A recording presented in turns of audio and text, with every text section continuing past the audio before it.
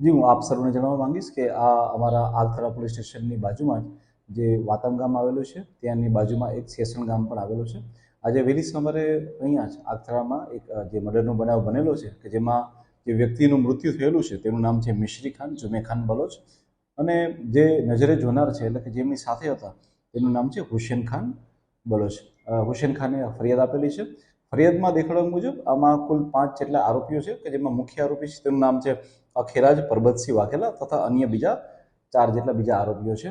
આ 4 આરોપીઓએ આજે સવારે વહેલી સવારે મળી અને મિશ્રી ખાનનું મર્ડર કરેલું છે કે જેની અંદર તેઓ જણાવે છે કે જ્યારે એ ગાડી ઉપર જ્યારે હુમલો કરે છે એ વખતે જણાવે છે કે આની પહેલાં જ્યારે એ આરોપી છે અખેરા તેને પાસા થયેલી હતી, અને આ પાસા થયેલી જેને કારણે થઈ અને જૂની અદાવત રાખીને આ અદાવતના કારણે થઈ તેમણે હુમલો કરેલો હતો, અને આ હુમલાના કારણથી એમનું મૃત્યુ થયેલું છે.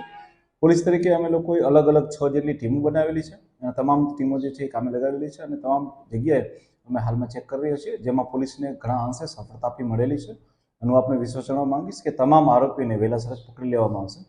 આ સાથે સાથે હું મીડિયાના માધ્યમથી જણાવવા માંગીશ કે ઘણા સોશિયલ મીડિયામાં આ ઘટનાને એક મોબ લિન્ચિંગ તરીકે દેખાડવામાં આવી રહ્યું છે, જ્યારે હું આપને સ્પષ્ટપણે જણાવવા માંગુ છું કે જે ફરિયાદમાં ઉલ્લેખ પણ છે, આ કોઈ પણ જાતનું મોબ લિન્ચિંગ નથી. આ માત્ર ને માત્ર એક જૂની અદાવતના કારણે જે છે એ અખેરાજસિંહ પરબતસિંહ વાઘેલા તથા અન્ય ઈસમોએ ભેગા મળી અને આ વ્યક્તિનું મૃત્યુ કરેલું છે.